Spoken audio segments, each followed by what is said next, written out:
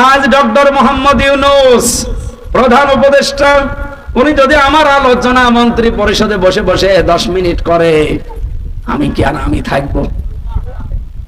দারোগা আমারে বলেছে চাচি, আমি কি আর মানুষ আছি? বাংলাদেশে একজন প্রধান উপদেষ্টা যদি আমার নামে 10 মিনিট আলোচনা করে ওনার মন্ত্রী সবাই, তাই যদি আমার আনন্দ দেখে কে? আর পৃথিবীর সব কিছুর উপরে যিনি মহান আল্লাহ আপনাকে নিয়ে তার ফেরেশতাদের সামনে আলোচনা করছে।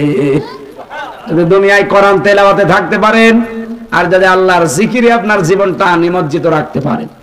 2 নম্বরে ওয়া নূরুল্লাহ কাফিস সামা নূরুল্লাহ কাফিল আরদি, জমিনে আপনি যতদিন চলবেন ফিরবেন আপনার সামনে একটা অজানা আলো আল্লাহ দিয়ে দেবে, ওই আলোর নাম কোরআন। 3 নম্বরে সাহাবী বলেন বলতো সিদনি ইয়া রাসূলুল্লাহ, হে নবী আপনি আমাকে আরেকটু কিছু বলেন। বিশ্ব নবী বলেন আলাইকা বিতুলিস সামতি,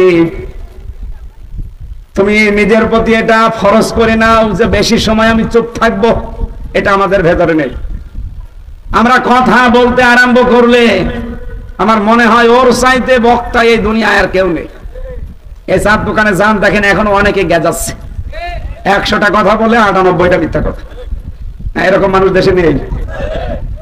চুপ থাকবে, অনর্থক কথা কাজ এগুলো দরকার নেই।